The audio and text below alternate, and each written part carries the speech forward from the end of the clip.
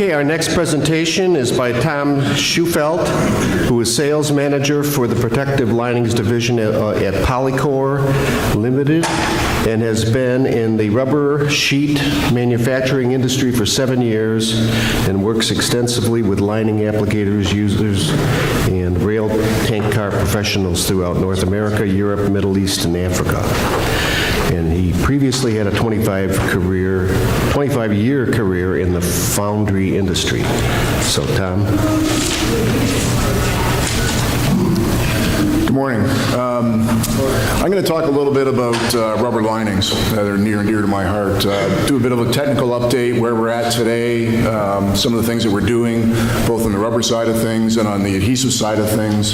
And then I'm going to switch gears for a few slides and talk about qualifications. Of course, we all know we've got a bubble coming up in the tank car industry here in 2018, 2019. A lot of cars coming through. So going to talk a little bit about some of the things that'll happen during that qualification stage of that part of the process. So rubber linings have got a long history of exceptional corrosion protection in tank cars. Technology is certainly viewed as old or outdated, and it's certainly not considered sexy. I know when I was going through college, I would have never considered the fact I was going to end up in the rubber industry. But over the years, there have been a number of products developed that have also been considered for use in place of rubber. So some alternatives that companies have come up with. And in some cases they've worked, and in some cases they haven't worked. Point is where rubber works very well, and it can be counted on to protect your rail car assets. It's a known for us in the rubber industry and us utilizing rubber linings in our tank cars. That said, rubber's also evolved both in formulation design, manufacturing methods, understanding of and how they can be used to line rail cars. So most common linings, as we all know, and the cement system products being utilized for rail cars are long-term, decades-old formulations. Some of them have been around 20, 30, 40, even 50 years in certain cases. And we likely all recognize the basic names and terms for the rubber linings that we utilize. Of course, natural rubber linings, like for HCl cars, chlorobutyl linings that we might use in phos acid situations, bromobutyl linings, which is basically a different style of chlorobutyl, brominated butyl instead of chlorinated butyl, so it has higher temperature applications, blended formulations where you would have chlorobutyl and natural rubber in the same lining. And of course, chemical cure materials that we generally use for repair. Steam and pressure cure situations is how we cure the cars themselves, and of course, three-part cement systems, a primer, an intermediate, and a tack coat. And again, all these products have been used for many years. They're well known, and the applicators can trust them. So not a lot has changed in this regard, as linings last many years or even decades in certain services. So engineers want to know that they can buy the same lining that they've been using for years and years, and they want to know it's going to be the same, because it worked. So as I say, why should we fix what isn't broke? Well, there certainly are things that we need to be working on. There are situations that crop up that improvements are required. But of course, just because engineers and specifiers want the same materials utilized even 20 or 30 years ago, that doesn't mean they shouldn't be improved, as I say, or new materials designed and formulated. So what engineers really want is they want the same level or better corrosion protection that they've always had. That's the bottom line. They also want improvements to the mechanical characteristics of the rubber linings without compromising the chemical resistance. The other thing we see coming, or has been going on, is a change in the industry needs. Of course, the last couple of years, there's been a significant change in the tank car industry, but that's causing people to look at their fleets in different ways. So we often get into conversations about dual service cars that can haul different commodities with the same lining. In fact, one situation we're looking at where the end user wants to haul 3 different commodities with the same lining. So switching commodities is another change that we see. So run a car for 5 years, comes through for inspection, and then they want to switch the commodity to something different and utilize that lining for the next 5 years. In some cases that works, and in some cases that doesn't necessarily work. So that's another thing that's going on in the industry. Car utilization. Companies, of course, are trying to right-size their fleets and maintain higher utilization rates. So cars are being run harder. There are more loads going through those cars on an annual basis. And the other thing we run into often is new chemicals being created to meet our ever-changing demands as consumers. So in the rubber lining industry, we have a lot of historical data from different rubber companies, companies like ourselves, Gates Rubber, DuPont, and a number of others that we can reference. And of course, the list of chemicals is endless almost in those cases, but somebody always comes up with something new. And the question comes is what rubber is going to work for this? Higher loading temperatures is another one that we see to assist with the transport and the offloading of product. Higher temperature allows it a longer open time, if you will, while it's in the car, while it gets to where it's got to go. There's been rubber technology improvements that exist to improve the performance and the application of the materials. So there's new products to overcome certain issues. One of the key ones that's come up in the last several years is to overcome the chipping in the sealing that we see after the 5-year period in hydrochloric acid cars. So there's new blended materials that have been in use for almost 9 years now. There's no acid absorption, which is always a problem. Allows for repair when necessary, and the big problem is there's no chipping. So chipping, as many of you will know, is an expensive repair, can cause problems with the service life, potential leakage, and there's products now that exist that virtually eliminate that problem. There's been improvements in manufacturing and processing to increase the adhesion values and improve surface finishes of the materials. Of course, on the surface finish itself, the part that faces the commodity, that's always been critical, and it becomes more critical every day as we manufacture linings and as those linings go into service. If there's some sort of an upset in that surface finish, that's the potential for some sort of a problem, a leak path to start, if you will. We also have a better understanding of what processing variables affect the lining quality after cure and in turn improve the quality. So one of the things, if everybody understands, the linings, rubber linings are made in very thin plies, like a sheet of plywood, so you can see many layers. So a 1/4-inch sheet of lining might have 8 or 9 individual layers in the manufacturing process. Of course, after it's cured, all those layers cross-vulcanize with each other, and that becomes a homogeneous sheet of lining. But my point is that we manufacture linings now with thinner top plies. So the top 2 or 3 plies are manufactured very, very thin to reduce or eliminate one of our surface defects that we call fish eyes, which is about half the size of a grain of rice, and just a small indentation on the top of the layer. We have slower calendar manufacturing times to reduce the shrinkage. Many linings, in particular synthetic linings like chlorobutyl, will shrink. All applicators take measures to ensure that shrinkage is out before applying the materials. But if we can lower the calendar manufacturing time, slow those things down, that helps reduce the shrinkage and eliminate any problems in those linings after they're applied. We also have blended layers next to the bonding layer to improve adhesion values. So most linings, certainly in the rail industry, have got what we call a tie gum or a sticky back natural rubber layer that goes against the steel. That's to help with adhesion. Oftentimes, and in previous years, it was natural rubber and then a chlorobutyl face, for example. So now we've got blended layers between that natural rubber tie gum and a face stock to help with the adhesion of those linings in those situations. There's been dual chemical cure and steam cure materials created for greater flexibility and usage. We used to have materials that you just chemical cure. So you apply them, you put on an activator, and you let them cure under their own steam, or excuse me, you let them cure under their own time.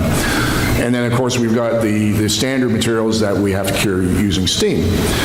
Materials have now been developed that can be chemically cured or steam cured, either or. So what does that do? Well, that helps with the usefulness and the flexibility of your rubber stock. So you've got greater opportunities during lining, and no compromises are required. There's also a lot of different work being done on adhesives to be developed to offset VOC emissions. I know that's a very important situation in many applicators and in many companies, VOC issues. So if we can reduce those, improve in-car safety, and reduce the overall costs, excuse me, in material application, that's a win. So there's a number of things going on right now. There's a two-part system that's currently available rather than a three-part system. So that essentially reduces the VOCs with that system by 30%. Improves safety and costs. Water-based solutions have been reviewed in the past. Not with the greatest of results, but there's continuing work being done in those areas. Water-based rather than solvent-based adhesives. Rubber sheets bonded to steel with calendar-applied bonding layers. So the same material that is produced today, a separate bonding layer that's manufactured to eliminate the VOCs altogether. And then rubber sheets bonded without adhesive or bonding layer at all. So that's the holy grail. There is some work being done in that situation through fillers inside the rubber linings to eliminate adhesives altogether. And if we can do that, then we can get rid of the VOC problem, and we can eliminate a lot of the safety issues surrounding the solvent-based cements. We have a better understanding of which linings can be used in various services. Clearly, linings last many years, and the problem always in the linings industry is it's not really feasible to do a full-term test of 10 years or 15 years before going to market with a lining in certain commodities. So we have immersion testing. That's something that we utilize a lot. We've got a number of immersion tests underway right now. It's a severe test. Basically, we take the lining material and we immerse it in the commodity surrounding all 8 sides of the test coupon. It's severe from the perspective of normally the commodity only sees one side of a lining. In this case, it sees all 8 sides. It's utilized more frequently to determine the suitability of linings and commodities. And there's an ASTM test standard that's associated with immersion testing, but we alter that. It gets altered in many cases from the standard test to more closely match the service conditions, so higher temperatures, more closely related to actual, and use of customer-supplied commodity. If we can use the commodity that's actually going to be inside that car, that gives us a better understanding of how those linings will react. Atlas cell testing is really a modified immersion test where the commodity is in contact only with the face stock as it would be seen in service. And it's a longer-term test. It's usually 6 months plus. Again, elevated temperatures, use of customer commodity. And it helps us make better decisions on lining and commodity interactions. So what's next? Where are we going with rubber linings to help out the end users, help out the applicators? Materials with higher abrasion-resistant characteristics to overcome clean air mechanical damage. I know a lot of the times, a lot of the inspections I go to, oftentimes there's been a problem with that lining because of some sort of mechanical damage. Somebody has dropped something inside that car and it's dented the lining or taken a chunk out of it. Sometimes people use shovels inside phos acid cars, for example, or pressure washers to clean cars, and all those things damage linings. And oftentimes, those points of damage aren't seen for one reason or another. So higher abrasion resistance is critical. Materials with higher temperature resistance.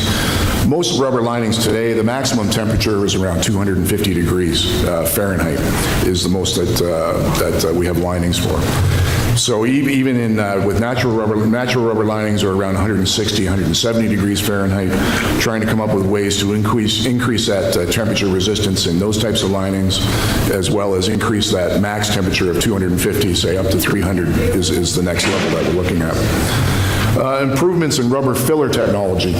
So a lining itself, of course, is made up of a base polymer, natural rubber, chlorobutyl, but it also has a number of other things like processing oils. It's got carbon black if it's a black material. It might have other types of fillers as well.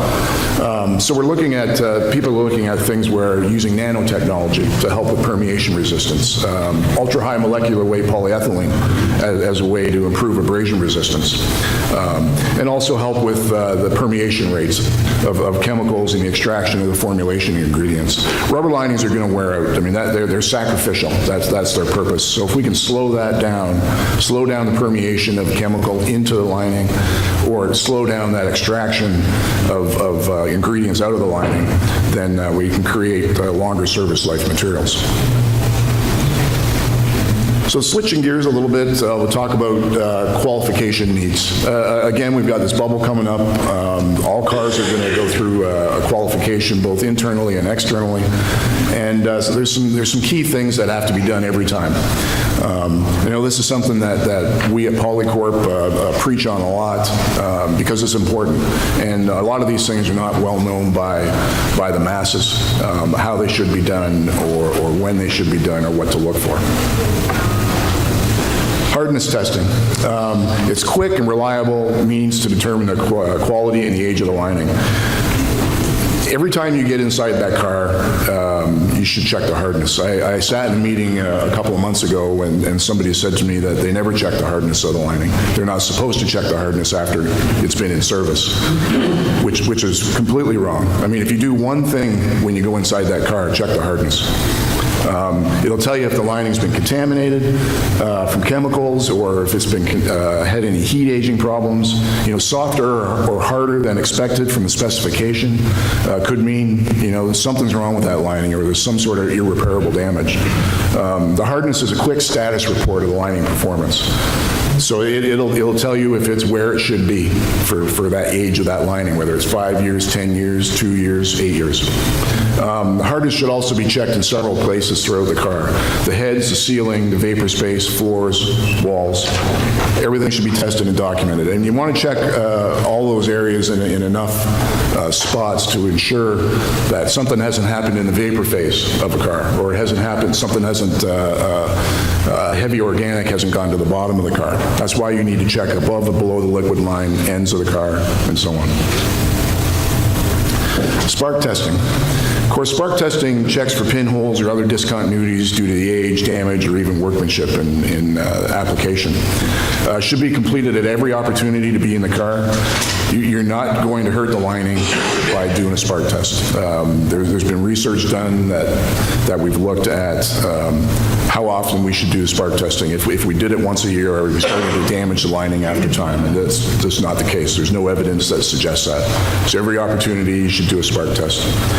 It needs to be completed with an approved, calibrated piece of equipment. Spark testers wear out. They might look good because of the type of job they do, but over time the resistance changes and they do wear out. And you might show 40 or 45,000 volts, but you're only getting 30 or 35,000.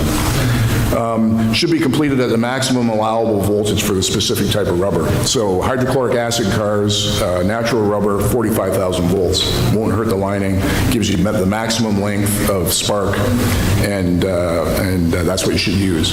Chlorobutyl linings, 30 to 35,000 volts. All passes over the lining should be overlapped. I've seen a lot of spark tests done, and some of the methods scare me sometimes. Typically, people are using the T-probe that you see down in the bottom right, which is a flexible spring type of probe, or a fan type of probe. Recommended test rate is 4 feet per second. And that's an industry. The rubber lining manufacturers suggest that. Other people on the other side of the business also suggest 4 feet per second.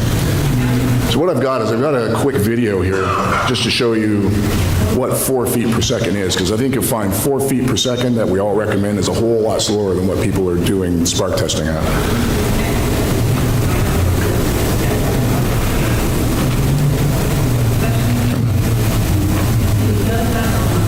This is supposed to be embedded in here.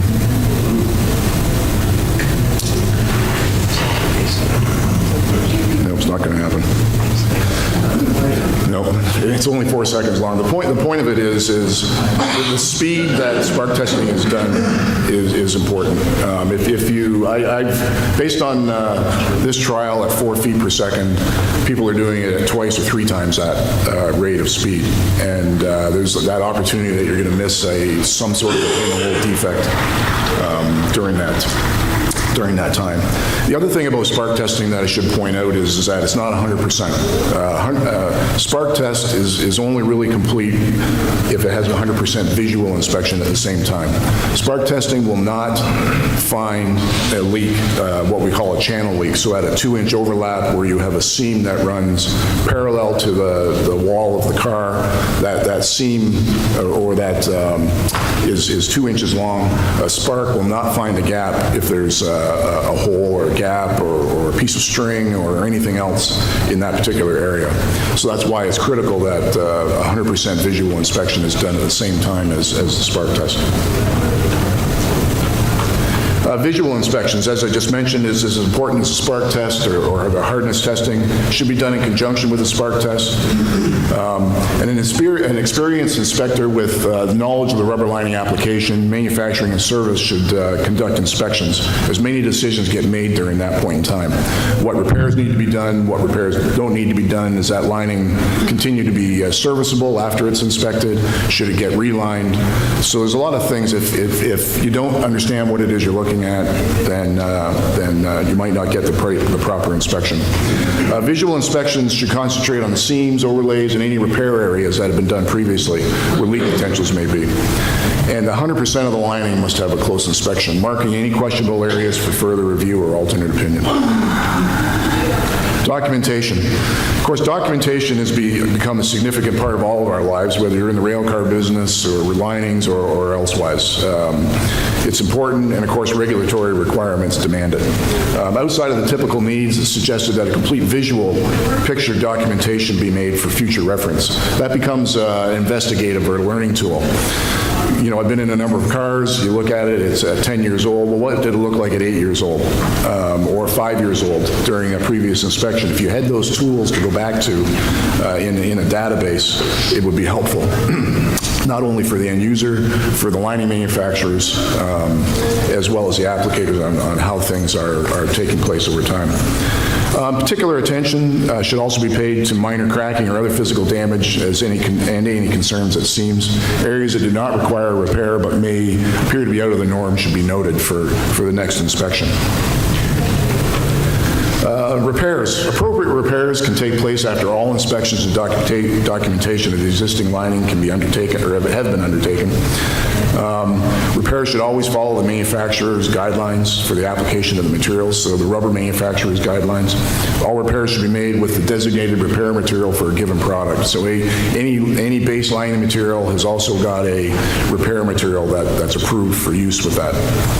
And properly completed repairs should last until the next scheduled inspection period if they're done properly. So that's it for me. Any particular questions?